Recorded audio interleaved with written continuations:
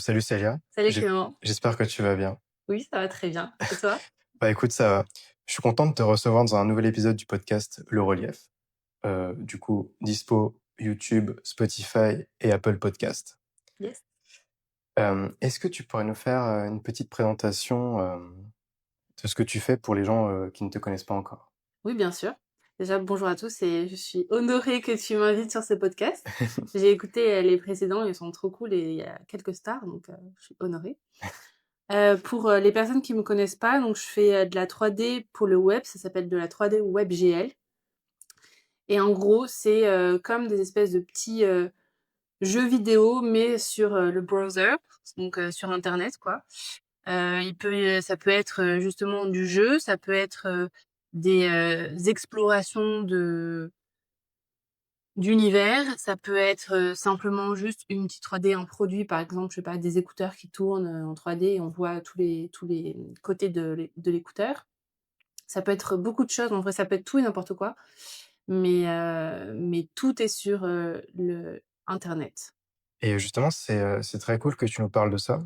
Parce que tu vois, quand on parle de 3D, on pense pas forcément de la 3D web, du 3JS et tout. Donc voilà, est-ce que tu pourrais justement nous développer un peu plus ce que c'est ça pour essayer de faire comprendre et un peu au grand public? Parce que je pense qu'il y a beaucoup de gens qui ont fait des écoles et dans les écoles, on nous parle souvent de est-ce que vous voulez faire du jeu vidéo? Est-ce que vous voulez faire du cinéma d'animation? Mmh. Mais il y a plein de branches Mmh. et je trouve que ce milieu-là est un peu sous-coté et il y a plein de manières d'être créatif dans ce milieu-là. Donc Mmh. voilà, on a peut-être des contraintes aussi. Mmh. Donc voilà, il faut que ça tourne sur navigateur. Du coup, pour la faire simple, c'est un peu de la 3D pour le jeu vidéo. C'est-à-dire qu'il y a presque les mêmes contraintes au niveau du poids des modèles, et cetera. On est obligé de faire des modèles qui sont plutôt low poly, d'optimiser les textures, de baker les textures. Je sais pas s'il faut que j'explique tous les termes baker, et cetera. Baker, tu peux y aller. Tu peux expliquer un petit peu? Je Parce que vais je pense ouais, qu'il y a des gens, peut-être. ils ont pas l'habitude de Ouais, baker. exactement. Et j'ai dû baker à des moments et c'était très chiant des fois. Ouais, Maintenant, ouais. je pense que ça s'est beaucoup amélioré, mais baker quand t'as des grosses scènes, c'est très relou, je trouve. Ouais, oui, oui, c'est toujours très relou. Mais d'un autre côté, c'est aussi le moment où tu reposes ton cerveau. Parce que tu as toujours dans la 3D, qu'il faut, que ce soit WebGL ou en 3D Motion ou en 3D normal, tu as toujours ce moment où il faut être créatif. Mmh. Et je trouve que aujourd'hui, on est obligé d'être créatif de manière rapide, efficace, etc. Et le moment où du coup on doit déplier les UV, où on doit baker, c'est le moment où on repose un peu notre cerveau, où t'as pas à réfléchir, à être créatif, etc. Donc, qu'est-ce que c'est le bake? Je sais pas exactement la définition, mais comment moi je l'imagine. Comme tu le sens, hein. Ouais, c'est imprimer toutes les faces du cube et les transposer sur l'image 2D. Bon, je sais Mmh. pas si ça va aider les personnes et je sais pas si c'est très Plus bien expliqué. plus rajouter les ombres. Tu sais, je pensais plus à ce truc-là, tu vois? Ouais, c'est vrai. En fait, C'est c'est plus un travail d'ombre, un travail d'ombrage, on voit ce truc-là, tu vois? Parce que nous râper, je pense que ça, les gens savent, mais plus, qu'il y ait des bonnes ombres. Est-ce que l'ombre, est-ce qu'on la met un peu plus fort et tout? mmh, Tu te rends compte que quand tu fais de la symétrie, bah, ça marche pas en bec parce qu'il faut vraiment pas que les objets soient superposés les uns sur les autres, exactement. à part cas exceptionnel, bien sûr. Mmh.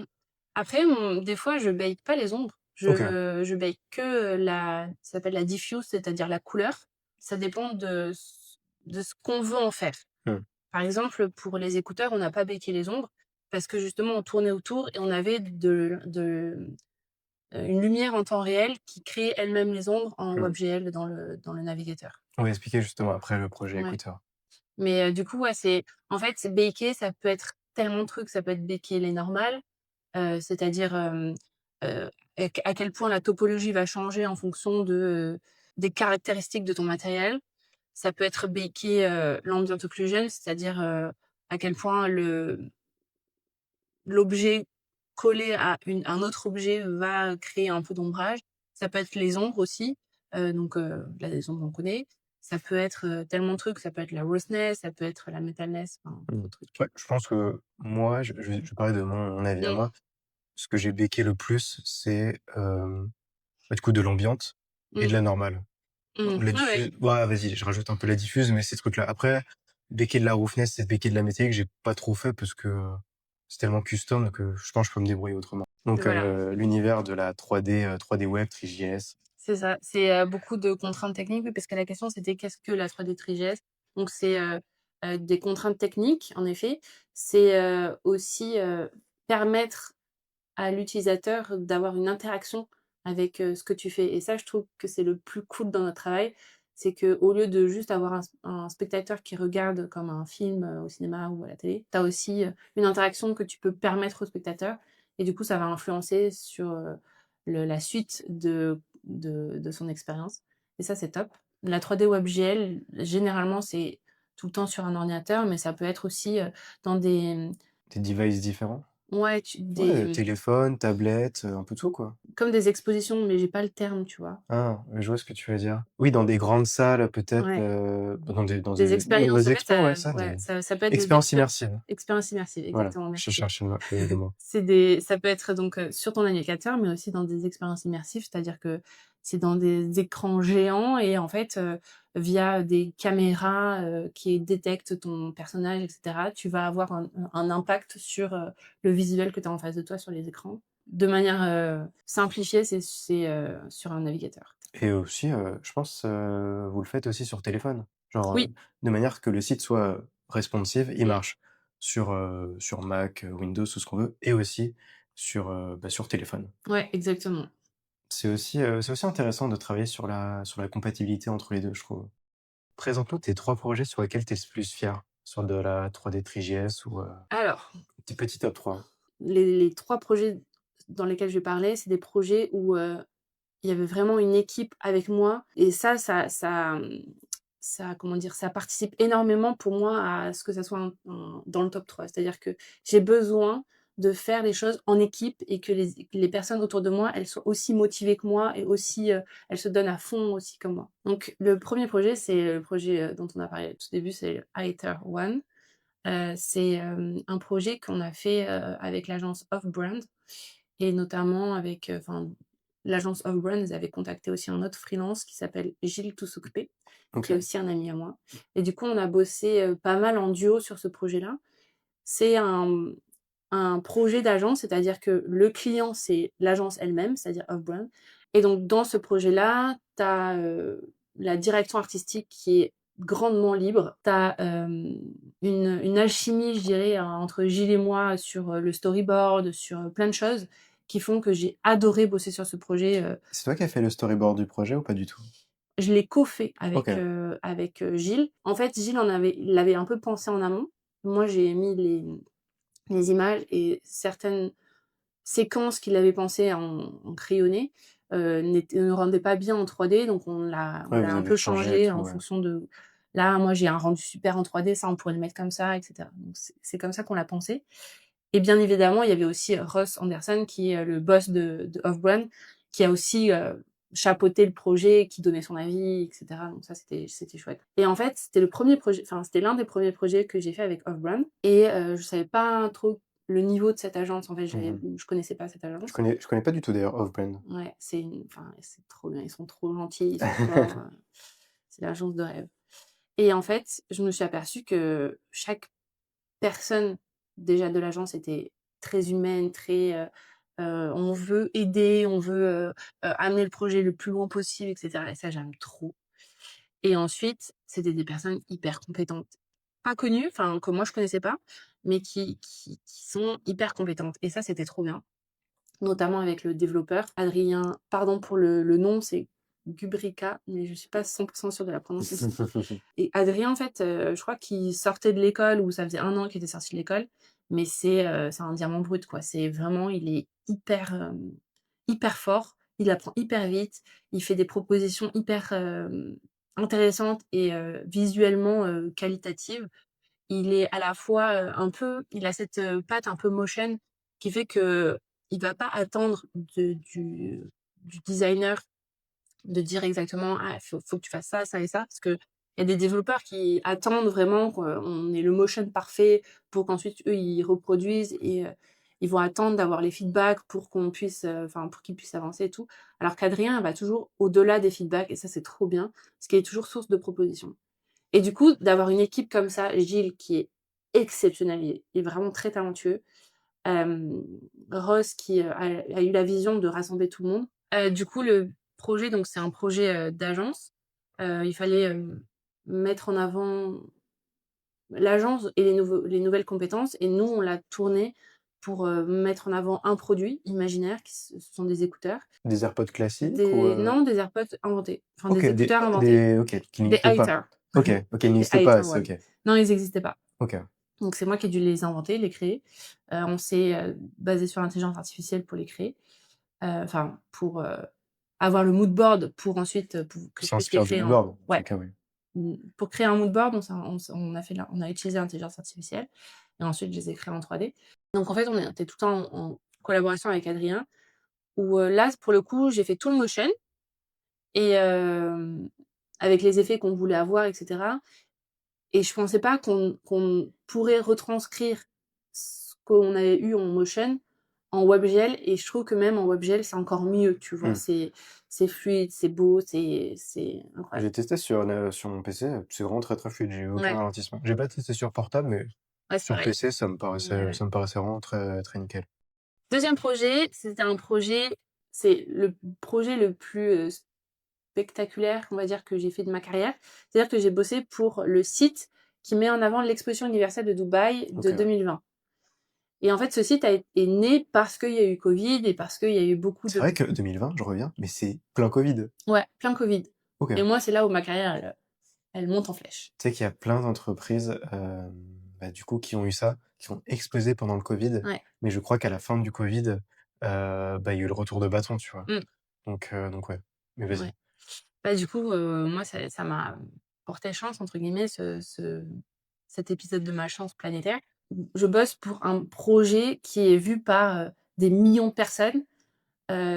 Cet événement-là, tout le monde le connaît et surtout, je trouve que le site est plutôt réussi. Enfin, moi, je trouve qu'il est même très réussi. J'ai bien aimé en tout cas. Ouais, mais il y a beaucoup de monochrome, il y a beaucoup de couleurs, mises en avant et le site là, sur lequel, duquel on parle, pour l'exposition universelle, je trouve que la couleur a été hyper bien pensée. J'aime bien parce que c'est une scène de nuit. Ouais, Donc et bah, il y a les 2. je pense que c'est pas facile à faire, pour du web, une scène de nuit qui paraisse bien avec beaucoup de bâtiments. Bon, je Mmh, te laisse en je dis qu'il y a des bâtiments, mais je te laisse en parler ouais. un peu plus ample. Bon. Du coup, ouais, il faut que j'explique le projet. En gros, donc c'est refaire, en fait, l'exposition de Dubaï, c'était sous forme de fleurs. Ils avaient tous les bâtiments de tous les pays, qui ont été construits, et quand tu vois le vue du dessus, c'est sous forme de fleurs et donc nous, on a refait cette fleur et on a refait tous les bâtiments des 220 pays qui, participaient à l'exposition et du coup, on était 4 3D designers. OK. Ouais, je me demande, il y a beaucoup de taf et il y a Ouais. beaucoup de bakes, donc quelqu'un tout seul, c'est Ouais, un peu non, chaud, je pense. c'était long. C'était sur 6 mois en tout. Moi, j'ai bossé 3 mois dessus, et après il y avait 2 développeurs WebGL. C'est beaucoup grâce aux devs à chaque fois que Mmh. finalement chaque projet, est incroyable. Tu sais, quand tu parles de dev, est-ce que tu dirais que c'est des devs qui sont juste devs ou c'est des devs qui comprennent vraiment quand tu leur parles un langage de 3D? Parce que moi, Mmh. j'ai eu affaire à des devs, mais qui captaient rien en 3D. Mmh. Mais du coup, quand tu bosses avec un dev qui comprend la 3D, genre il teste des trucs dans Blender et tout, je trouvais ça trop kiffant. Mmh. Voilà. Ouais, c'est indispensable pour moi. En Mmh. fait, pas forcément qu'ils soient, bons en Blender ou Ah quoi, non, non, pas forcément mais bon, mais qu'ils comprennent ce langage-là, que même, s'ils me demandent de, je sais pas, de faire un petit truc, de changer, je sais pas, le gizmo, c'est-à-dire, le point de pivot d'un objet, qu'il puisse le faire lui-même pour pas qu'on ait des allers-retours, par mmh. milliers. En fait, je trouve que c'est hyper important d'avoir un dev qui se débrouille dans Blender, même s'il est incapable de modéliser, dans Blender, au Cinema Ouais, 4D et non, c'est pas ce cetera. qu'on leur demande, mais Mais ouais, c'est indispensable et puis même, je trouve que tellement plaisant de travailler avec un développeur WebGL qui va toujours de l'avant, qui est tout le temps source de propositions visuelles et mmh. qui attend pas d'avoir tes feedbacks sur, qu'est-ce que tu fais et cetera. Donc voilà, ça c'était le 2e projet, sur lequel j'ai adoré travailler et après le 3e projet, j'en ai 2 en tête, Vas-y, vas-y. mais je vais parler d'un projet que j'ai fait il y a longtemps. C'était Zenly. Zenly, pourquoi? Parce que déjà la team, elle était incroyable. On n'était pas beaucoup. Il y avait Romain Brio, qui est le cofondateur de Hervé Studio. Il y avait, Bruno Simon heu, Méga connu, Bruno Simon. méga connu. C'est pas le mec qui a fait le tuto, Ouais, sur le celui qui a 3GS avec tourné. avec la voiture qui avance et Ouais, tout? Je ouais. crois que c'est une référence pour pas mal de devs. Ouais, ouais, c'est ça. C'est un monstre et ensuite, il y avait Leipzig qui était aussi, la partie du coup, implémentation, pas la partie WebGL, mais la partie, dev d'un site, quoi. Romain avait proposé de faire une page promotionnelle de l'application Zenly via une expérience interactive, enfin sur le web. On a pensé le concept de A à Z, on a pensé enfin, c'est lui qui a proposé à Zenly de faire ce truc-là et Zenly a suivi et c'est nous qui avons pensé comment ça pourrait être fun de montrer aux gens, comment l'application marche. L'application, c'est un espèce de GPS sans, route, c'est-à-dire que tu peux, te localiser sans avoir besoin d'avoir le nom des routes et cetera. Donc tu peux te localiser dans une forêt, tu peux te localiser à la plage, et cetera et C'est du pour coup ça qu'il y a plein d'environnements justement ouais, c'est et pour ça je qu'on vois a qu'il vu y a plein des environnements d'environnements. très colorés. Ouais. Je crois il y a un environnement un peu rouge, un peu automne, je crois dans une forêt. Ouais, c'est ouais, la forêt, pour les pompiers qui l'utilisent. Donc en fait, on a voulu, faire, 4 ou 5 environnements différents pour montrer les utilisations différentes, donc avec les pompiers, avec, le campus, tu avais aussi à la plage, et cetera et pour chaque application, il y avait une petite main qui popait et dans la main, en fait, enfin, tu as, le visuel de l'application Snapchat qui te permet de dire: «OK, là, c'est parce que je rejoins mes amis. Là, c'est parce que c'est un fireman qui, rejoint le feu en question», Mmh. et cetera. Donc voilà et ça, c'était un de mes projets préférés parce que la cohésion d'équipe, elle était trop bien. En fait, on est moi, enfin, je suis en freelance, donc je bosse de chez moi mais à ce moment-là, heu, je sais pas, on avait connecté, sur les réseaux avec Romain et il m'avait dit: «Bon, j'ouvre mon coworking si tu veux venir», donc j'avais bougé mon ordi dans ce coworking Bah, trop cool. et c'était trop bien parce que du coup, bah, il y avait, Bruno Simon aussi qui venait dans ce coworking et on n'était pas beaucoup, on devait être, 4-5 quoi Mmh. et il y avait Sam, il y avait Vincent, donc Vincent, c'est le cofondateur de Hervé aussi. Sam, c'est un C'est ami connu de Hervé Studio quand même. ouais, c'est connu. Sam, un ami de Vincent et Romain et après il y avait, Bruno Simon qui venait et puis il y avait moi. Donc c'était une petite équipe et j'aimais bien, tu vois? Ce truc un peu cocon, et du coup, on était vraiment des fois avec Romain, on bossait jusqu'à 2 heures du mat au coworking. Enfin, j'aimais bien ce truc. Il faut pas prôner la surcharge de travail, mais moi je suis très, j'adore travailler et d'avoir des gens qui sont autant à fond dans le travail, moi ça me stimulait de Après ouf, de quoi. nuit, ça booste aussi. Même moi, je sens que je suis plus productif la nuit que le jour, tu vois? Ah ouais? Ça me fait kiffer. Ouais, je Moi, suis c'est d'accord avec l'inverse. toi. Moi, Ah ouais? ouais, je suis plus, couche tôt, lève tôt et j'aime travailler, enfin, me coucher tôt et du coup pas travailler trop tard. Mais à ce moment-là de ma vie, j'aimais trop en fait, on mettait la musique à fond. Lui, il avait sa playlist des années 80, je crois. On le mettait tout le temps à fond et tout et on bossait tous les 2 donc ça, c'était vraiment bien. Je pense au-delà du projet même je pense que, tu vois, les projets qui sont que j'ai ad sur lesquels j'ai adoré travailler parce qu'il y avait une ambiance de ouf, du coup, tu mets encore plus de cœur, encore plus d'énergie et du coup, ça fait des projets encore plus ouf, tu vois? Mmh. Et c'est ça qui me fait vibrer dans mon travail. C'est vraiment pas le projet en lui-même, c'est vraiment ce que tu en fais, tu vois? C'est vrai que le projet Zenly m'a beaucoup fait penser à une prod, bah, tu vois, Merci Michel, Ouais. très connu. Heu, je sais pas si c'est eux, je pense que c'est eux, mais si je me trompe, je me trompe. C'est le projet Pinball de la RATP. Mmh, ouais. Tu Ouais, vois ou c'est eux pas? qui ont fait ça, ouais. J'ai adoré le truc et Ouais, tout. Genre c'est vraiment, incroyable. les Souris couleurs, partout. ça marche bien. Enfin, je trouve Mmh. c'est il y a une petite vibe un peu fluo avec des Mmh. flammes roses partout et Mmh. tout, Ouais, j'ai les adoré. couleurs, j'ai adoré. Je trouve qu'on en parle pas assez de ces prods-là, tu vois? Et elles sont tout aussi bien que des films d'animation, que des Mmh. jeux vidéo. D'ailleurs, c'est des mini, entre guillemets, «jeux vidéo», tu vois? Mmh. Donc ouais, c'est aussi pour mettre un peu de la lumière sur la 3D web, la 3D navigateur. Mais ouais, je pense qu'à chaque fois, les expériences interactives sont, hem, corrélées avec une vraie pub. Mmh. Ça m'est arrivé, par exemple, pour un des premiers projets sur lesquels j'ai bossé, c'est une pub Citroën où, tu avais, dans la pub télé, tu as une personne qui rentre dans la voiture et en fait, tu as, le sable qui Parfait, vente, qui neige, qui tu es bien dans ta voiture, tu vois? OK, ouais. Et en fait, l'expérience interactive, c'était exactement ça. C'est-à-dire que tu as la voiture qui arrive en mode, pas omniscient, mais du coup, à l'intérieur enfin, tu les yeux du personnage. Mais en Donc tu POV? r ouais, en POV. Tu rentres dans la voiture et là, tu peux cliquer sur, neige, là, il commence à neiger, tu peux cliquer sur vent, enfin, tempête de sable et cetera et toute la partie interactive, enfin tout l'univers change en mode interactif. Et OK, du coup, ça tous les fixes, c'est, OK, les fixes ont été faits par les devs et tout en mode ouais, pluie, sable. ouais, ouais. Ah, c'est intéressant Ouais, ça, je c'est trop pense. bien. Et du coup, ça me fait penser à ce que tu disais où en fait, ça fait écho à chaque fois à ce qu'on peut voir. Et ouais, non, je reviens sur ton parcours, je suis quand même admiratif de ce que tu as fait, parce que je me suis rendu compte que tu as quand même fait beaucoup de projets variés, que ce soit de l'animation, pour ton projet, céramique, peut si tu veux en parler un peu plus d'ailleurs, en même temps? Oui, si tu veux. En gros, ce projet, c'est un projet personnel où, j'ai pris en fait, j'ai une copine qui est passionnée de céramique, a, d'abord fait un cours de céramique elle-même. Ensuite, elle s'est dit: «Putain, la céramique, c'est trop bien, il faut que j'en fasse, vraiment, que je m'y mette à fond et que je développe mes skills en céramique». Donc elle a fait ça. Après, elle s'est dit: «Il faut que je» comme toi tu fais là, «Il faut que je fasse un podcast avec des gens et que j'interviewe plein de céramistes». Donc elle a lancé tout ça. Après, elle s'est dit: «Il faut vraiment que je crée un espace où les céramistes peuvent se retrouver, donc il faut que je crée mon espace de céramique, enfin mon coworking de céramique, quoi». Et de fil en aiguille, ensuite, elle a commencé à donner des cours. Enfin, vraiment, elle s'est mise à fond dedans, alors qu'elle était juste, enfin, pas juste, elle est brand designer à la base. OK. Elle s'appelle Anne Brio. Bah, maintenant, elle s'est mariée avec Romain. C'est la femme de Romain. OK. Mais à la base, c'était enfin une copine. D'ailleurs, c'est moi qui l'ai fait se rencontrer à l'espace, à l'espace, de coworking de Romain, c'est drôle. Bref et du coup, cette copine, elle me dit: «Célia, si tu veux, je lance, mes cours de céramique. Si tu veux venir en faire un, je te l'offre». Donc on y allait, du coup, avec mon copain, on y allait tous les 2 et en fait, j'ai adoré. Je j'avais pas eu l'occasion de le faire, mais je sais que c'était très à la mode et tout. Je voyais plein de gens qui faisaient de la céramique en 3D et tout.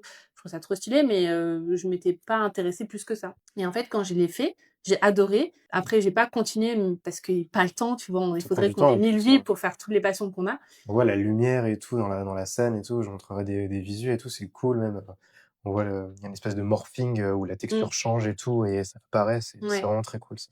et en fait, du coup, cet atelier de céramique que ma copine m'a offert, qui m'a donné envie, en parallèle, j'avais envie de développer mes skills en animation parce qu'en 3D WebGL, en fait, il faut avoir des milliards de compétences en même temps et en fait Il faut faire un peu d'animation quand ouais, il même. faut faire de l'animation, mais il faut faire plein de trucs, en fait. Et je me suis dit: «Il faut que je développe mes skills sur un projet personnel» et j'ai trouvé la céramique, je me suis dit: «Ça va être beau» et cetera donc j'ai trouvé la céramique comme, sujet pour faire mon projet personnel d'animation. Au début, j'avais pris des bols qui étaient déjà tout faits Mmh. et cetera. Après, je me suis dit: «Il faut que je les fasse moi-même», enfin, il faut que je les pense moi-même Faire des et imperfections aussi. ouais, Parce que c'est exactement. pas tout beau tout lisse, hein, Ouais, ça sort c'est pas ouais, d'une usine, exactement. Donc j'ai fait ça et après je me suis dit: «Mais attends, OK, là, je suis passée de l'idée de la céramique de l'atelier dans la réalité à la céramique en 3D, digitale. Maintenant, il faut que je sorte mon bol en 3D normal». Je suis allée, contacter une autre céramiste parce qu'elle pouvait pas m'aider pour ce projet-là, mais donc elle m'a orientée vers une autre céramiste pour, créer mes bols, en fait, tu vois? Parce que je me suis dit: «Mais attends, là, j'ai envie de lancer ma marque, en fait». J'ai envie de lancer ma marque de céramique et tout.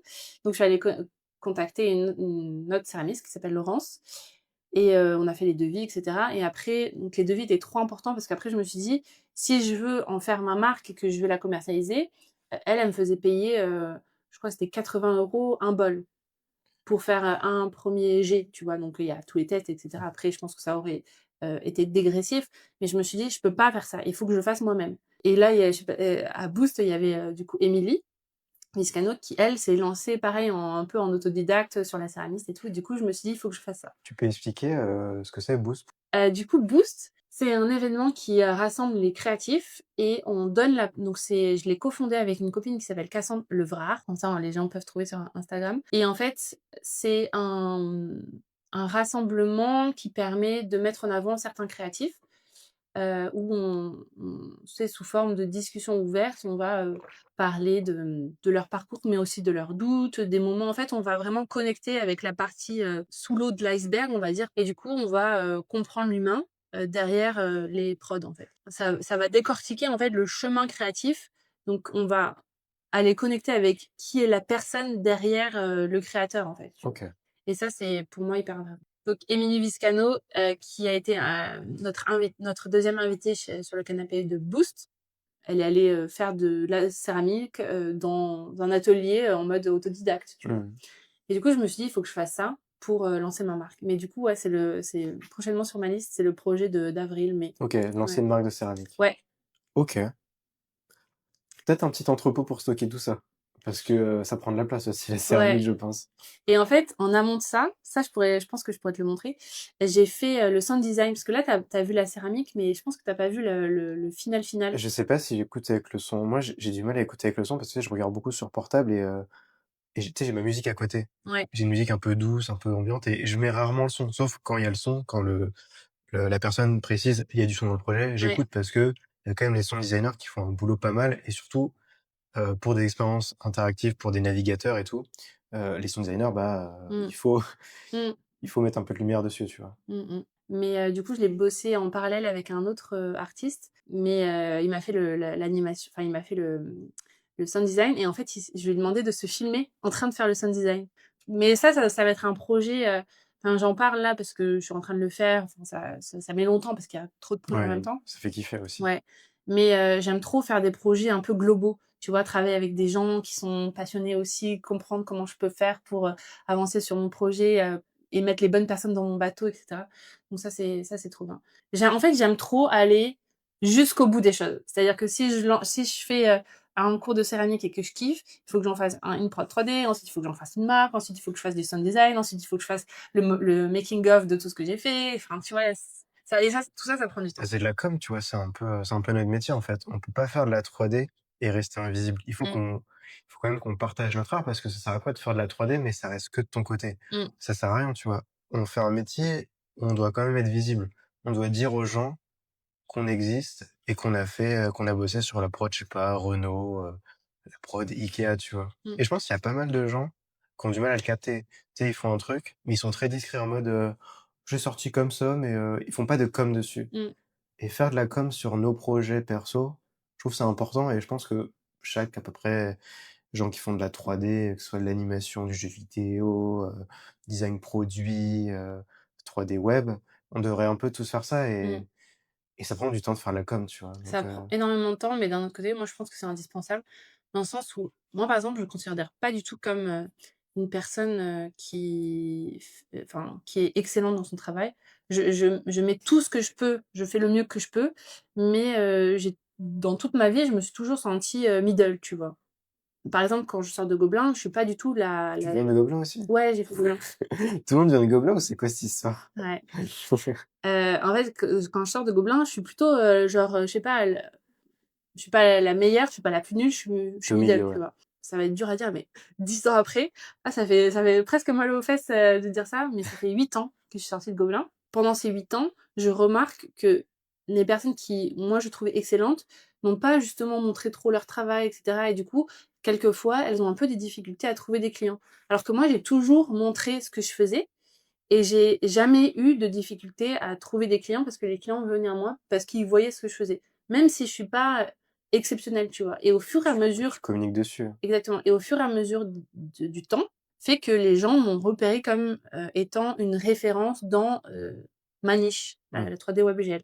C'est considéré comme une niche, hein. On l'a pas dit au Ouais, début, mais c'est une niche. c'est une niche, une toute petite Une toute niche. petite niche, mais elle est bien.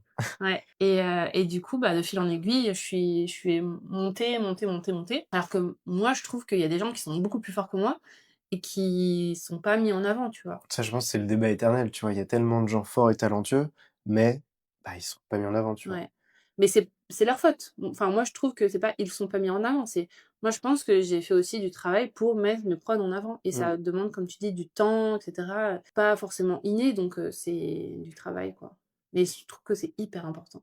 Maintenant, dans notre monde, on peut pas faire sans. Oui, ça prend du temps de faire de la com. Après, il y a des gens, ils sont peut-être pas à l'aise dessus, mais en vrai, Mmh. tu prends une page Pinterest, tu prends des trucs qui te font kiffer, tu de refaire, tu de modifier un peu. Je pense que n'importe qui fait de la 3D parce qu'on fait de la texture, donc on a quand même des notions un peu de mise en page, de ce qui est un peu beau, de ce qui est un peu esthétique, tu vois? Tu peux quand même trouver, ton petit truc, ta petite DA à toi. Ouais, On n'a pas dit ouais, une je suis DA en d'accord, mode Vogue, on a dit une DA qui te fait kiffer pour mettre en valeur tes projets, tu vois?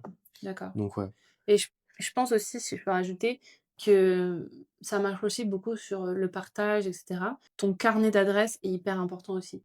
Parce que c'est bien de montrer ce que tu fais, les gens qui te suivent vont voir, mais en fait, ce qui est important, c'est aussi d'élargir les personnes qui te suivent et comment tu élargis de manière qualitative les personnes qui te suivent, c'est en étant repostées par des personnes elles-mêmes qualitatives Mmh. et du coup ça, pour moi, ça passe par, OK, ton travail est bien, donc les gens, ils vont reposter, mais aussi, parce que tu connais la personne. Il y a plein de gens où enfin, il y a plein de choses que je vois passer sur les réseaux, je vais pas forcément reposter. Alors que là, par exemple, j'ai reposté un truc de Lusion, c'est pour moi peut-être le site of the year de 2026.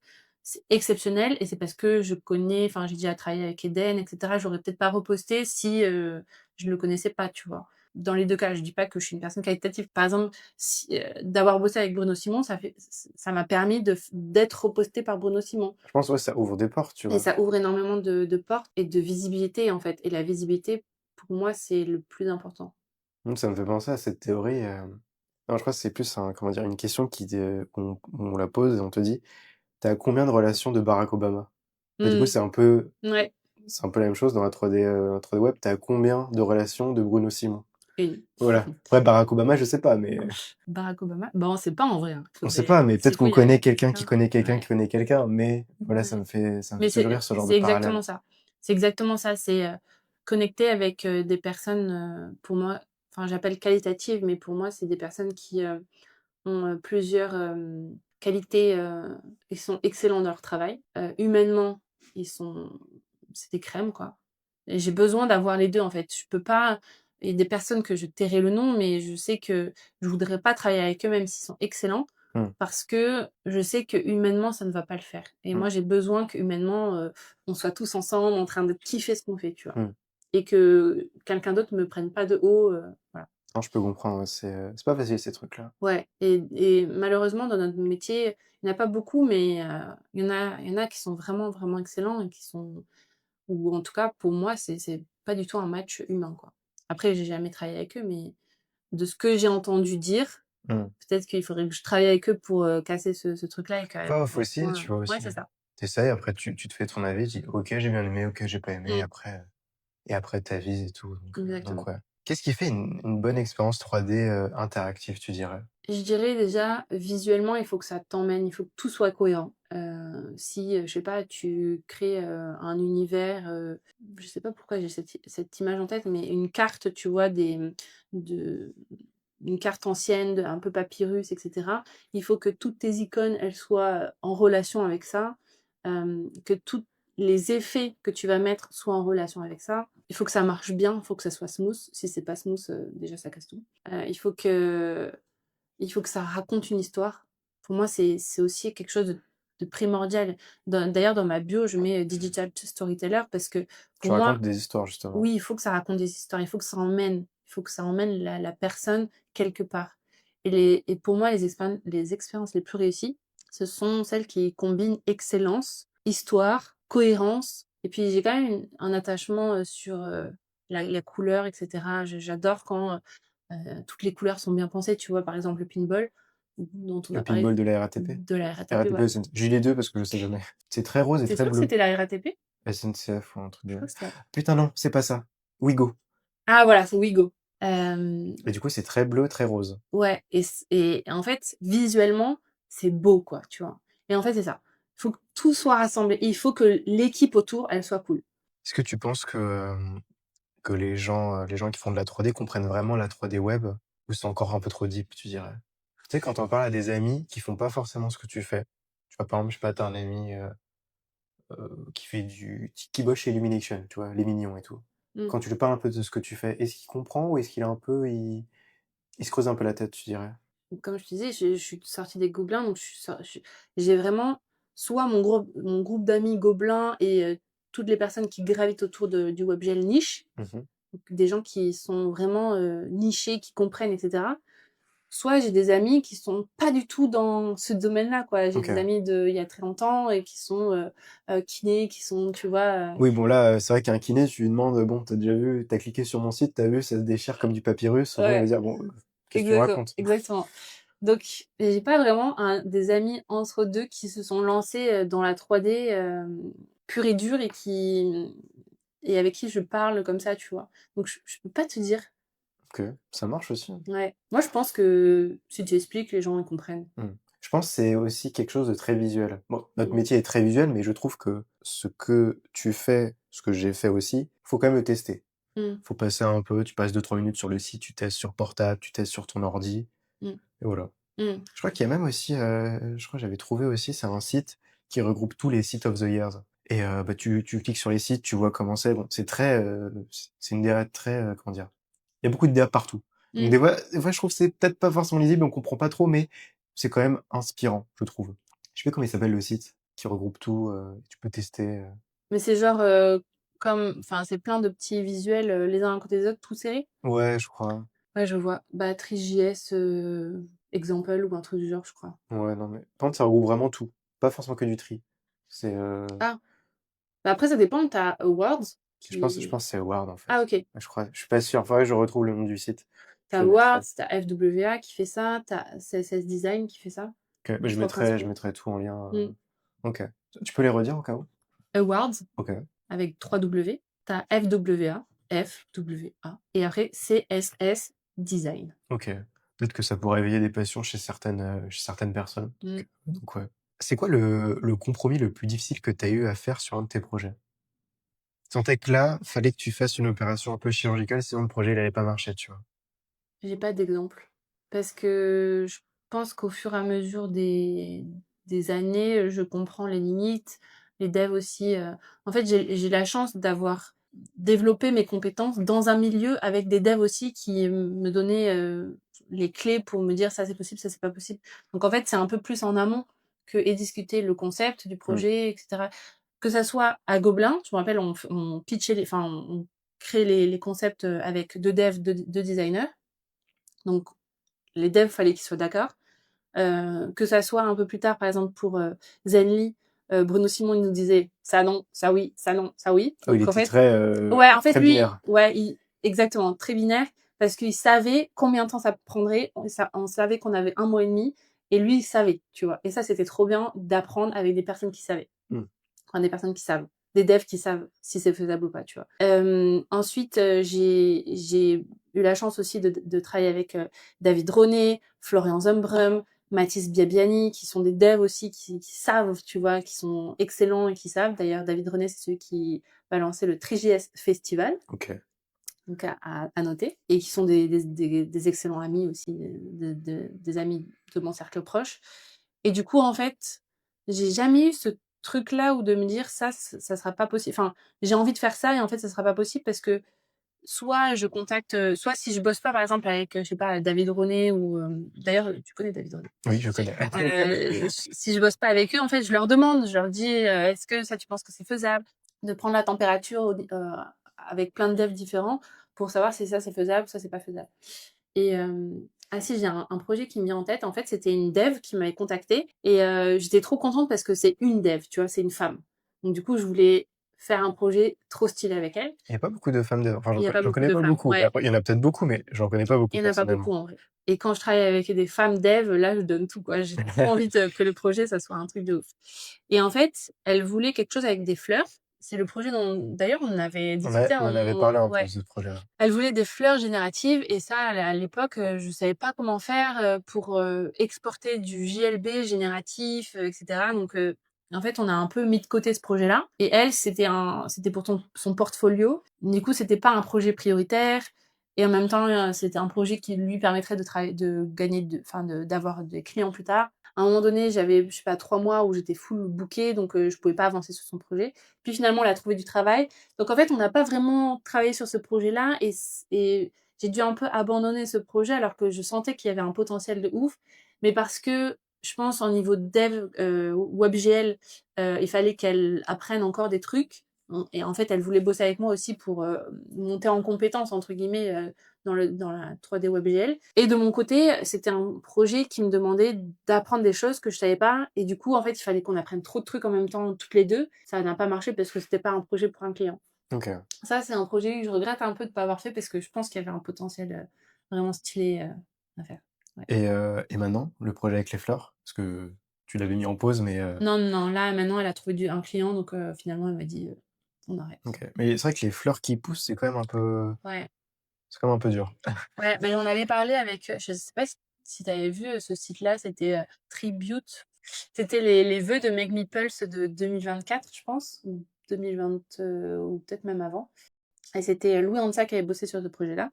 Et en fait, à un moment donné, tu as des fleurs génératives, c'est-à-dire que tu cliques and hold et tu fais pousser une tige Mmh. et à la fin, quand tu releases le clic, t'as les pétales qui sortent, quoi, tu vois? OK, en tri? Ouais, Oh, c'est fort. ouais. Et du coup, j'avais demandé à Dorian, qui était à l'époque, je me rappelle plus son nom de famille, mais à l'époque, qui bossait chez Make Maples, comment il avait fait et en fait, il m'avait dit: «C'était un peu un micmac de shaders, de trucs, de machin» et du coup, je me suis dit: «En fait, il faut que j'ai un dev qui sache comment faire ça». Un dev qui connaisse déjà comment réaliser ce truc, les fleurs en 3D générative pour qu'ensuite ils me disent: «Il faut que tu fasses ça, ça et ça». Ou alors que moi, je sache comment faire et que je dise au dev: «Il faut que tu fasses ça, ça et ça». Mmh. Mais sachant que personne ne savait faire et qu'il y avait trop de choses à apprendre, en fait, c'était pas bien. Moi, j'avais travaillé avec des devs, c'est un dev qui était amoureux qui s'appelle, Adnan. C'est un amour ce mec. Trop, trop cool et lui, c'est un dev, il hésitait pas à mettre les mains dans Blender. Mmh. Il y allait à fond, vraiment, je crois on travaillait pour un site qui s'appelait enfin, le site de Chanel, parce qu'il faisait une expérience immersive et il devait faire des caméras. Il dit: «Ouais, j'ai allumé Blender et tout, j'ai mis les caméras comme ça». Et j'étais en mode: «Mais ah ouais d'accord, je suis Mmh choqué». Parce mh. que il y avait d'autres devs où j'avais travaillé, ils ouvraient pas Blender, hein. Mmh. En fait, ils voulaient qu'on change le point de pivot pour eux. Mmh. Putain les gars, vous pouvez le faire quand même. Mmh. Il y a vraiment 2 clics à tout casser. Mais là franchement, ce mec-là, il a vraiment tout donné et ça me faisait trop kiffer. Il me montrait ses projets et tout. Il bossait sur une petite ville en low poly, après qu'il mettait sur un site. Comment ça faisait un liseré avec la caméra, c'était vraiment trop cool ce qu'il faisait. Mmh. Ouais. Et du coup, je me suis rendu compte qu'il y a dev et il y a des tech artistes, dev tech, ou je sais plus comment on Creative a. dev, c'est? Creative dev, voilà, je Ouais, cherchais le nom. Du ouais. coup, des devs qui font du dev et de la 3D. Mmh. Bon, Ouais, c'est évidemment, ils ça. sont toujours plus dev que 3D, mais ça aide. Et je trouve Mmh. que il devrait y avoir plus de creative dev. C'est Ouais. trop cool. Après, je pense qu'il y a des devs qui veulent pas du tout faire de 3D ou peut-être très légère, mais je trouve les creative devs, c'est sous-coté. Ouais, mais je sais pas si c'est au sous-coté parce que moi je suis dans la marmite de tout ça, tu vois? Oui, Donc donc je toi, vois que ça. Par exemple, tu vois, mon frère qui est pas du tout de qui a pas du tout fait Gobelin et tout, il est dev aussi, mais lui, ce qui l'intéresse, c'est, d'apporter, quelque chose qui va aider les gens, tu vois? Donc je sais plus sur quel logiciel il bosse, mais par exemple, si c'est un logiciel de médecine, c'est un logiciel qui va permettre qui est codé par, des les logiciels sont codés par des personnes et ce logiciel va permettre de, je sais pas, détecter plus facilement des cancers ou des trucs comme ça. Lui, c'est ça qui le pousse à travailler. dans le monde, humainement, c'est incroyable. Mmh. Nous, ce Ouais, c'est qu'on ça. fait, ça Nous, change rien à ouais, l'échelle c'est clair. globale. C'est C'est juste clair, c'est juste du fun, quoi. oui, c'est ça. Mais il y a des devs qui sont, leur why, tu vois, c'est vraiment, aider, les gens en général et il y a d'autres devs où moi j'adore ce style de dev, c'est des creative devs qui sont des rêveurs, qui sont des créatifs et ça me parle. Là, j'ai mis ça en place, dans le présent podcast, c'est une question un peu actu. Je sais pas si tu vu ce qui s'est passé, avec, Pokémon Go récemment? Non. En gros, Pokémon Go quand c'est sorti Mmh. tu sais, tu prends ton téléphone, tu prends Mmh. en photo, dans la rue et tout et en fait, là ils ont je crois que ça date de 2-3 jours l'information, ils ont utilisé les photos que les gens ont fait et ils vont potentiellement les revendre à des boîtes d'intelligence artificielle. Mais les Heu, photos sur quoi? les photos de Pokémon Go, Donc par exemple, quand tu prends un screenshot de de ton ton Pokémon Pokémon en exactement. réel? OK. Et du coup, ils se sont servis de ça pour collecter, ça a fait une base de données, si tu veux. Ouais. Et les gens étaient pas au courant, ça vient de popper à l'instant, tu vois? Les autres sociétés qui font de l'IA, elles vont s'en servir par rapport aux Pokémon ou par rapport à ce qu'il y a derrière les Pokémon? C'est plus ce qu'il y a derrière le Pokémon, je Ah pense. ouais! Je crois oui, c'est ça, c'est 30 milliards d'images géolocalisées avec des monuments. Ah putain, c'est franchement, ça fait flipper. Bah, en fait, enfin, je vois là plein de titres. Moi, ce que j'en pense, c'est que c'est comme si tu avais été trahi, quoi. Tu joues à quelque chose, donc à la base, tu es venu pour du fun, pour t'amuser et cetera et en fait, tu te rends compte que ça se retourne contre toi. En fait, collecter les données, bon, on sait que tous les sites le collectent, mais là, ça se trouve, tu sais, il y a des gens qui ont pris en photo, je sais pas, des intérieurs, des Ouais, chez soi, parce qu'il y avait des roucoules qui étaient posées sur des plans de travail, ouais, mais c'est quand même l'intérieur des gens, tu vois? ouais. Ça fait un peu bizarre, tu vois? Il y a des lieux, je Mmh, pense, qui ça fait trop bizarre. Moi, ça me gêne un peu éthiquement, moralement, tout ce que tu veux, mmh, et qu'on découvre, le poteau rose que maintenant. mmh, Ça fait quoi? Ça fait 10 ans que ça existe? mmh. Peut-être un peu moins, un peu plus, je sais pas exactement. Ben, moi, je trouve que ça fait flipper, en fait. Tu te rends compte qu'on est dans une société vraiment où tu peux avoir confiance en très peu de personnes et c'est pour ça que moi, je mets autant l'accent sur l'humain, enfin, tu vois, le feeling que tu as avec l'humain, c'est hyper important. Les bonnes personnes, tu le sens que ce sont des personnes bonnes, tu vois. C'est comme, je sais pas si tu regardes One Piece, mais Luffy, il sent dans ses tripes que la personne, il peut lui faire confiance ou pas, Et tu il est vois. bon avec tout le monde en soi. Il Oui, pourrait non. pardonner, Ah non, non, il non, pourrait mais pardonner n'importe qui, limite. où il pourrait pardonner n'importe qui s'il voit une once de bonté dans la personne, tu vois. Et moi, je suis un peu comme ça. J'ai besoin d'avoir des... Enfin, je sens les personnes, en fait. Tu vois, je sens que cette personne, elle est toxique ou cette personne, elle ne l'est pas. Je trouve que notre société, elle est de plus en plus toxique. Pas forcément en individuel, mais en fait en collectif. On est drivé par le capitalisme, etc. Et du coup, c'est les gens, l'engrenage qui fait que tu vas agir mal et tu vas créer des choses. Je pense que toutes les personnes qui travaillent pour Pokémon Go, elles sont pas en accord avec ce qui se passe, tu vois. Je pense qu'ils étaient peut-être même pas au Et courant. peut-être même pas au Ils courant, étaient tu pas au vois. courant du tout pour Ouais. moi. Surtout pour revendre ça derrière à des gens, tu sais, à des boîtes qui recherchent justement plein de données pour entraîner de l'IA dans un but, bon, je sais pas quel but, mais je pense pas que c'est un but pour aider l'humanité.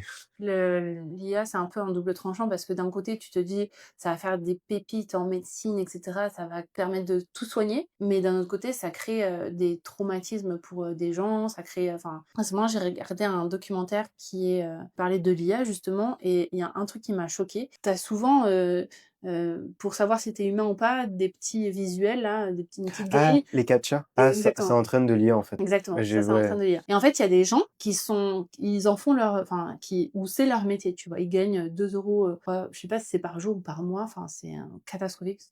Sans doute par jour quand Je même. crois que j'ai vu passer ce truc-là. Ça fait un petit moment que ça existe. Donc ces personnes-là qui sont dans des pays pas du tout développés, elles ont que ça entre guillemets, leur travail c'est ça et elles ont pas d'autres possibilités de faire d'autres travails, tu vois. Et en fait elles doivent entraîner des intelligences artificielles sur par exemple des cadavres. Comment le cadavre il est mort, par quelle balle il a été mort. Elles doivent zoomer sur les plaies, sur les trucs, les machins. Et en fait ça leur crée des traumatismes qui ensuite elles ne peuvent pas les régler parce que le psychologue coûte trop cher, par exemple, dans leur pays, tu vois. Et ça, moi, ça m'a choquée. Enfin, je savais qu'il y avait plein de trucs noirs, etc. autour de l'IA, mais il y a tellement, tellement de trucs noirs par rapport à l'écologie, par rapport à tout ça, que je me dis, c'est catastrophique, en fait. Mais ouais, je pense que c'est la société qui... On est dans un engrenage qui ne peut pas s'arrêter, en fait. On a beau être plein d'humains...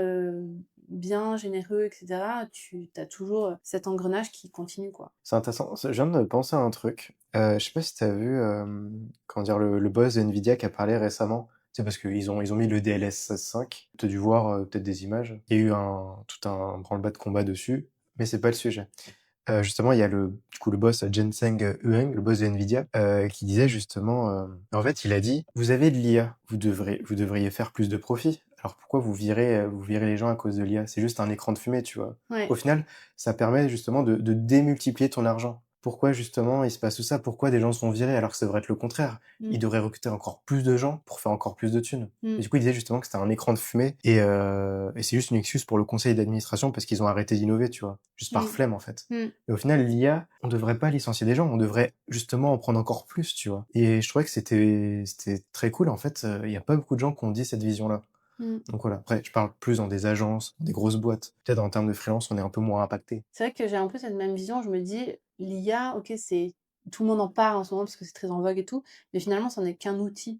Et en fait, on le transforme en quelque chose qui va complètement changer toute la manière de réfléchir, etc. Si on garde notre manière de réfléchir comme avant, mais qu'on utilise l'IA comme un outil et pas comme un cerveau, et ben en fait, on n'a pas à avoir peur de l'IA parce que c'est quelque chose qui va nous permettre de faire des choses encore plus grandes, des choses encore plus précises sur certains aspects. Là, par exemple, mon copain, Miguel Humberto, il est AI designer. Et en fait, quand il me montre, par exemple, il a refait un clip de Big Flo et Oli. En fait, il y a un truc sur Big Flo et Oli, c'est qu'ils n'ont jamais eu leur colors. Ah oui, Ils sont oui, jamais passés ils l'ont à fait colors. dans un aéroport ou je sais plus quoi. J'ai vu le truc. C'est pas Ouais. mal. Et du coup, en fait, Miguel, lui, il a repris ce truc d'aéroport là. Enfin, je savais plus que c'était dans un aéroport, mais un espèce Un terminal, d'entrepôt. ouais, Ouais, c'est enfin, ça. voilà. Je vois le truc. Avec Et des en biches fait, qui passent et tout. il a repris ça, il a enlevé tout le décor, il l'a mis dans un Colors. Et du coup, ça a buzzé de ouf. Ok, j'ai pas vu le truc passer, je suis désolé. Non, non, mais il l'a fait il y a même pas une semaine. Et là, il l'a fait peut-être, je sais pas en combien de temps, mais peut-être en une semaine, tu vois. Il a réussi à changer, switcher le décor, etc. Et c'est hyper réaliste, c'est hyper bien fait et tout. Et ça, il aurait pas pu le faire s'il avait pas eu cet outil d'intelligence artificielle. Mm. Il aurait pu avoir l'idée, mais il aurait fallu le tourner vraiment dans la vraie vie. En 3D WebGL, on a essayé de l'implémenter dans notre workflow, donc on l'a sur le brainstorming, etc. Mais pour la 3D WebGL pure et dure, C'est impossible. c'est impossible pour nous. C'est impossible. C'est impossible. Impossible. Ouais. Donc, je pense que ça va évoluer, etc. D'ailleurs, si c'est pas impossible, parce que je l'ai utilisé quelques fois pour, par exemple, on avait une botte et un manteau qu'on voulait mettre en avant, et c'était une botte et un manteau spécifiques. Et du coup, on l'a créé avec un outil, je me rappelle plus comment ça s'appelle. Michi, Ouais, c'est un truc du genre. j'avais C'est testé, je crois. HUN, et après je me rappelle Il y plus a le aussi truc. Rodin qui fait dans le même genre. Et ça m'a grave aidé pour avoir la topologie, pour avoir la texture, etc. Je l'ai utilisé aussi pour avoir des bases, parce que Ouais, je cherchais à faire un personnage, et je suis pas Kara. ouais, Donc, et Kara, c'est un truc qui c'est est un méga métier. dur. Donc j'ai foutu le concept dans Rodin, je crois. Il m'a sorti une base que j'ai retopo, j'ai Mm. retravaillé et tout, Mm. mais en termes de base mesh, je trouve que c'est vraiment très très cool. Ouais, en fait, ça t'aide. Et du coup, c'est des outils qui t'aident. Si t'as la vision, il faut que tu gardes ta vision humaine, mais c'est des outils qui t'aident. C'est comme quand on est passé de par Internet à Internet. C'est des Mm. outils qui ont aidé, qui ont accéléré le processus, mais qui ont surtout aidé à créer quelque chose d'encore plus beau, d'encore plus machin. Et du coup, je pense qu'il faut qu'on le voit comme ça et pas comme la bête noire de plein de trucs. Alors bien sûr, il y a plein de gens qui vont Le l'utiliser. problème, c'est qu'il y a plein de gens qui l'utilisent de Ouais, mauvaise manière, et ces gens-là, on met la lumière dessus. ouais, ça c'est Et catastrophique. c'est dommage parce que ça dessert un peu la cause. Mais c'est vrai que quand tu vois les pubs sur Insta sponsorisées de Meshi, t'as l'impression qu'ils génèrent leur truc et l'utilisent dans une reel. Mais, Mm. c'est impossible. Ouais, Genre, le modèle marchera jamais. ouais. Et c'est dommage qu'ils fassent leur com dessus, alors qu'en vrai, vous gagnerez tellement d'audience à expliquer, faire ami-ami justement et comprendre Mm. comment ça fonctionne, tu vois. Après, je pense que nous, enfin, je sais pas toi si t'as eu, enfin, de quelle école tu viens et si t'as appris de manière autodidacte. J'avais des bases sur Max. En fait, je faisais sur Max avant. Je travaillais entièrement sur Max, mais je faisais pas de lighting sur Max parce Mm. que je trouvais que c'était une horreur. Du coup, je lightais dans Marmoset. J'avais goûté ça. Marmoset qui est très cool, qui est vraiment très user-friendly et Mm. franchement, n'importe qui peut utiliser Marmoset, ça qui est Mm. fort. Et après, j'ai dû aller dans une boîte et en fait, dans cette boîte, ils m'ont dit c'est Blender ou rien. Et du coup, j'ai fait la transition. Et du coup, j'ai abandonné Max et pour Blender. Donc voilà. Et tu Mais l'as appris comment, avec tes collègues ou je l'ai fait, bah, il y avait des gens qui m'aidaient parce que, tu sais, des fois, je comprenais pas la symétrie de Blender, parce que le mirror de Blender, c'est un délire, tu vois. Quand Mm. tu viens de la symétrie de Max, qui est normale, et la symétrie de Blender, bon, voilà. Et j'ai tout appris bah, pendant le Covid. Ok, Parce que j'ai tout appris en dehors de mon école. ok.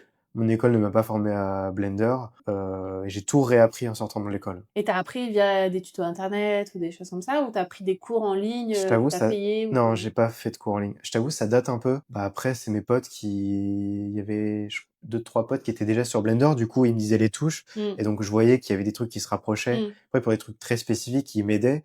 Et c'est à force de. Ah, j'ai compris, tu À vois. force de faire, ouais. Ouais, en fait, j'ai fait des projets et du coup, ça m'a demandé d'utiliser Blender de façon très spécifique. Et à Mm. force, c'est rentré tout seul. Je sais pas si j'arriverai avec un autre logiciel comme par exemple C4D ou Maya. Parce que je trouve que je me suis trop habitué à Blender. Mm. Tu vois, c'est comme les petits nuages dans Kinder. Il est bien le nuage. Est-ce que tu as vraiment envie d'aller sur un autre petit nuage Mm. où tu vas mettre du temps à aller sur ce petit nuage? Je sais pas. Je me suis trop habitué à Blender, donc Mm. voilà. J'ai fait de Max vers Blender, mais je pourrais pas refaire de Blender vers Max. Ça, c'est indéniable. Mais je pense que tu pourrais, en fait, moi par exemple, j'ai appris les logiciels parce que j'avais un client qui me demandait, comme toi, de travailler sur Redshift au lieu de Octane. Donc du coup, bah, j'ai appris Redshift. Hmm. Euh, Mais c'est un moteur de rendu. C'est ouais, c'est mais encore c'est différent. Ça va. Enfin, après, ça bah va. Je sais pareil, pas avec les Blender, taux. je trouve que c'est plus intéressant de travailler sur Blender pour la 3D WebGL, mais moi, Ah oui, la mon 3D petit visuel. chouchou, c'est Cinema 4D. Moi, je Ouais, bosse tout sur Cinema j'ai vu 4D. que tu bossais sur C4D et après tu faisais Ouais, des transis sur Blender. ouais, exactement. Là, sur un projet, j'ai dû apprendre ZBrush.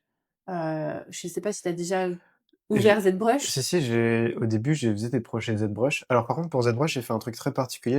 Du coup, j'ai des potes qui sont chauds sur ZBrush, mais je me suis tapé un tuto. Ah ouais, bah il faudra que tu me l'envoies parce qu'en fait, je me suis dit, il faut vraiment que je me mette à la page de ZBrush parce que c'est hyper dur. J'ai vraiment eu du mal à Ah, mais par comprendre. contre, j'ai eu beaucoup de mal. Et en fait, Mm.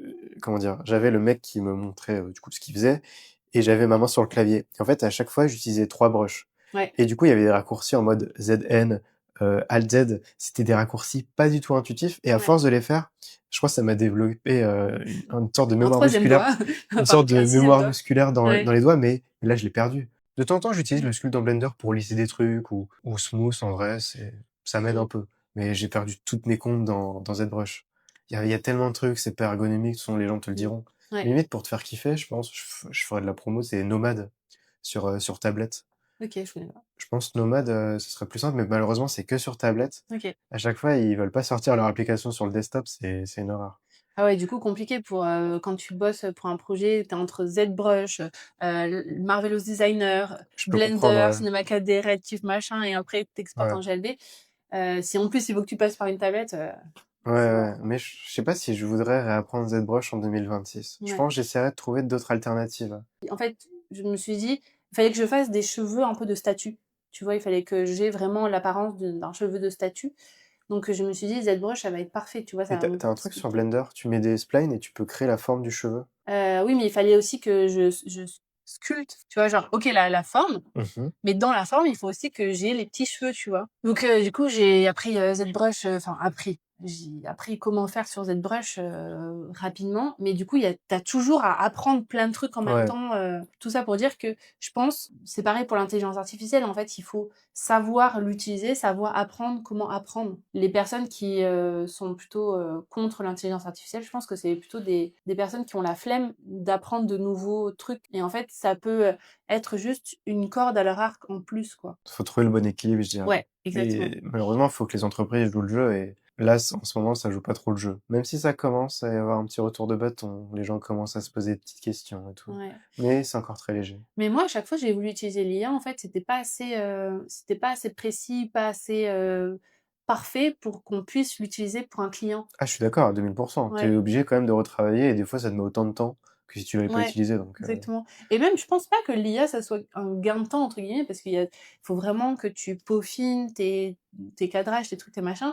Peut-être que c'est un gain de temps pour certains projets, mais je pense que si tu as une idée bien précise en tête, des fois, c'est plus rapide de la faire en 3D normal, en fait. ah oui, non, clairement, clairement. Donc ouais, c'est un nouvel outil, tout le monde l'encense, etc. Et on a peur parce que ça peut transformer. Je pense que ça va transformer, c'est sûr. Mais en fait, il faut qu'on garde notre cerveau créatif, il faut qu'on garde notre créativité et qu'on se serve de cet outil comme un outil, justement, et pas quelque chose qui va nous remplacer, quoi. Hmm. Pas une intelligence. Je vais passer sur la question de l'invité, qui t'a posé la question: comment tu vois la 3D dans 10 ans? C'est difficile à dire, même, je pense, la moi d'il y a 8 ans, elle se serait pas doutée de l'intelligence artificielle, etc., tu Je vois. l'avais même pas vu venir, De quoi? l'intelligence artificielle. Moi non plus. À un moment donné, il y a quelqu'un qui m'avait pitché un truc, il m'avait dit, on travaille sur un outil, c'était enfin c'était à la milieu, enfin début, milieu des NFT, tu vois. Mhm. Et il y a un mec qui est venu, qui était de OpenAI, et en fait, je connaissais ChatGPT. C'était déjà sorti. Mais j'utilisais pas du tout. Et le mec, il m'a dit, on fait un outil où genre quand tu vas dessiner quelque chose, ça sera dans la 3D, enfin, tu pourras voir ce que tu as en tête, alors que c'est, par exemple, si tu dessines un bonhomme bâton et que tu dis je veux le style réaliste, bah, tu pourras voir un bonhomme avec, enfin, un humain, quoi, tu vois. Mhm. Et je m'étais dit, c'est fou, quoi. C'est comme quand tu penses à quelque chose, tu vas pouvoir au lieu que ça soit juste dans tes pensées, tu vas pouvoir le mettre, transférer tes pensées dans la réalité et pouvoir le montrer aux autres et montrer exactement ta pensée. Et je trouve ça fou. Et je me suis dit, mais ça marchera jamais rapidement, etc. Et en fait, je sais pas, peut-être 6 mois plus tard, il y avait tout le monde qui faisait ça, quoi. Mais j'ai pas bossé pour eux parce qu'ils m'ont pas, enfin, ils m'ont pas recontacté. Mais ouais, en fait, quand on me l'a pitché, avant que tout le truc de l'intelligence artificielle arrive, je me suis dit, c'est fou quand même. Pour en revenir à la question, je pense qu'il y aura des nouveaux trucs où je me dirais, c'est fou quand même. Et qui vont arriver. Ça sera complètement différent. Ça sera complètement différent. Je peux pas dire comment ça sera, En tout cas, attends, c'est une question mais très, ouais. très étendue. Ouais. Toi, tu verrais comment? Je pense que le métaverse va repoper dans 10 ans. Ouais, en mode, on pourra, tu vois, on pourra avoir une autre personne là en hologramme, quoi. Ouais. Limite c'est pas un vrai humain, mais on En plus, en pourra pas mode, le... ils vont remettre le coup du métaverse dans 10 ans, tu vois. Parce que tu sais, Mm, ça flop, là. mm. Ils ont perdu beaucoup d'argent et ils ont dit, bon, on arrête tout, pardon. Je pense qu'ils vont le ressortir parce que c'était trop tôt, le métaverse. Ouais, c'était trop tôt, C'est trop tôt. c'est trop tôt et pas du tout qualitatif, quoi. Mais sinon, C'est horrible. je pense que les entreprises vont faire un retour en arrière sur l'IA et vont se concentrer sur les gens qui utilisent moins l'IA. Mais il y a des études comme quoi, même les personnes, enfin, en dehors de la 3D, il y a une étude qui montre que les générations qui sont nées avec leur smartphone et qui sont nées avec les réseaux sociaux et tout, s'en écartent maintenant. Elles passent moins d'heures. Il y a eu un pic en 2023 et depuis 2023, ça décline le temps d'écran de ces personnes-là, Après, on décline. est tellement, comment dire, il y a tellement de contenu IA, normalement, on les voit de kilomètres et t'es en mode, j'aimerais bien avoir du vrai contenu des Ouais, c'est fois. ça. Et du coup, en fait, ça te fait switcher en mode, avant, on mettait la valeur sur les écrans et tout, et maintenant, on va mettre la valeur sur le vrai humain, Hmm. sur les connexions, sur la profondeur humaine, en fait, l'imperfection humaine. Et je pense que ça va être cool. Et je pense qu'il va y avoir deux chemins, valoriser l'humain, etc. Soit vraiment, on rentre dans l'hyper intelligence, etc. Et je pense que tu vois, les épisodes de Black Mirror comme un humanoïde qui va te parler, qui va peut-être être ta bonne, machin, ça existera dans 10 ans, ça c'est sûr. Finalement, on se dira, bon, ben, c'est pas si mal, j'ai pas à passer le ménage, ceci, cela. Hmm. Ok, Donc, ouais, je pense que dans tous les cas, ça sera cool. ok. Maintenant, c'est à toi. Pose une question au prochain invité. Est-ce que ton état d'esprit, quand tu crées, influe sur la qualité de tes prods? Est-ce que, est-ce que des doutes t'ont fait progresser, t'ont fait régresser? Est-ce que c'est le moment où tu as le plus confiance en toi que tu fais les meilleures prods ou est-ce que c'est le moment où tu doutes le plus que tu fais les meilleures prods? C'est quoi ton rapport en fait entre ta santé mentale et la qualité de tes prods? Ouais, et peut-être il y a des gens, quand ils sont sous l'eau, c'est là qu'ils créent le mieux, tu vois. Ouais.